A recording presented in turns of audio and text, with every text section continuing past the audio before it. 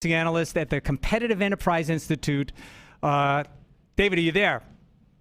Yes, I am. Thanks David, for having welcome. me. Thanks so much. Sorry for mispronouncing your name. David, you wrote an excellent piece just the other day on this. And, the way I understand this, the reason this bill actually got through was because of the security amendment that was added. It was a big part of this bill. Everybody fought hard for it. The Gang of Eight fought hard for it. You don't seem to like it. Right. I oppose it, and I think you're actually inaccurate on your estimate of how many votes that this provision gained. It didn't gain any of the major skeptics on the other side of the aisle.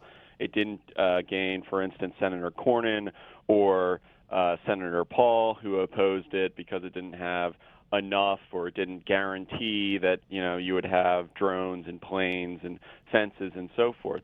The problem with America's immigration process is that it is so restrictive that it creates huge incentives to enter the country illegally. And David, let me break in there for a second. Walk me through that. How does it do that? Be specific.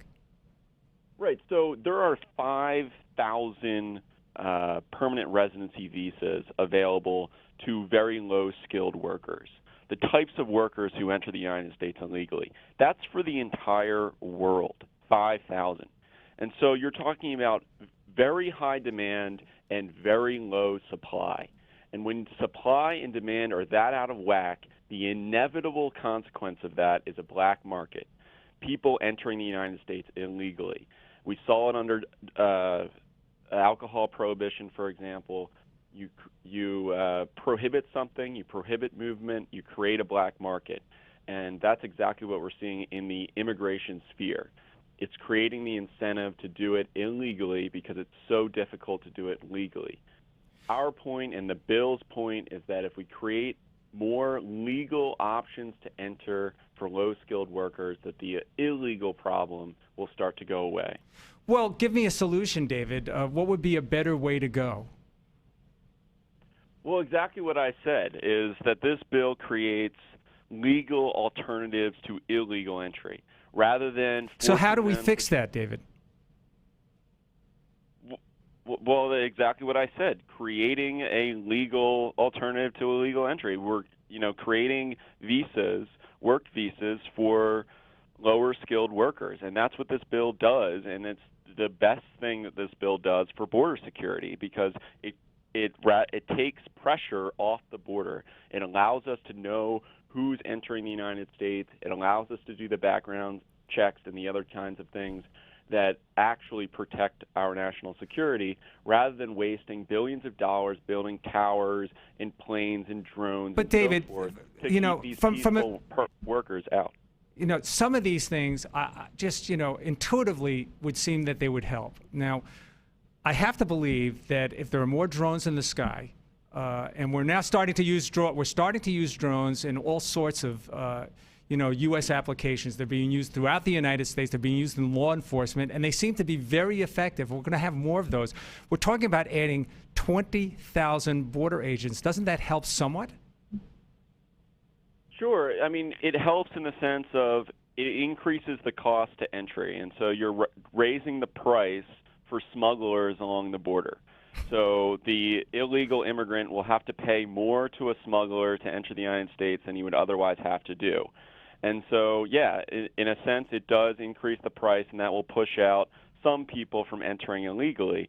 But really the ultimate solution here is creating legal ways for these people to enter the United States, not spending billions of dollars that we don't have on programs that do very little to change the situation. We should welcome these workers. These workers benefit us. They create jobs in America, and they make our wages go up. And so forcing them out of the United States is economic suicide. It makes no sense. All right, David, but for all intents and purposes, this is now past the Senate. That's a done deal. We understand that. It's now going to go to the House. Now, Speaker Boehner has spoken, and he said that he's not going to let it pass, but it's certainly they're going to try to come up with their own bill. Do you envision the House bill being closer to your liking? Well, I actually think that in certain areas it will be much closer to my liking. I think that they will increase the work visas provisions, for example, and make fewer regulations on those work visas that will allow more people to enter the United States. I think that's very good. I think that will dramatically impact the illegal immigration process. It will also increase the total number of high-skilled workers entering the United States, which creates jobs and innovation and makes U.S. businesses more competitive. On the other hand, it's going to waste even more money probably than the Senate bill does on drones and towers and all of these things, wherein really what we need is just a legal system. So, David, let me understand that. We only got 10 seconds left. So it seems to me that you think that the Republican bill will probably be just as expensive as the Democratic bill or the Senate bill, right? It will probably be more expensive, yes. More expensive. So they're combating what you're trying to even do here. Yeah. All right, I'm going to have to leave it right there, David. David, thank you so much for being with us. No problem. Thanks for having me. All right, so it looks like it's going to be expensive no matter